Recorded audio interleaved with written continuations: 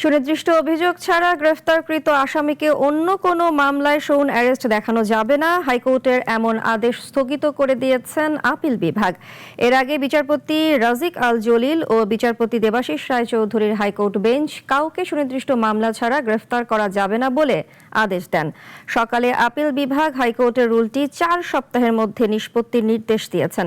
এ বিষয়ে attorney general Mohammad Ruhul Kuddus কাজল বলেন, হাইকোর্টের এই আদেশে তদন্ত সংস্থার স্বাধীন তদন্তে বাধা সৃষ্টির আশঙ্কা ছিল। সুনির্দিষ্ট মামলা নাই, এমন মামলায় কোনো ব্যক্তিকে পুনঃগ্রেপ্তার দেখানো যাবে না বলে যে হাইকোর্ট যে আদেশ দিয়েছিল সেটা স্থগিত।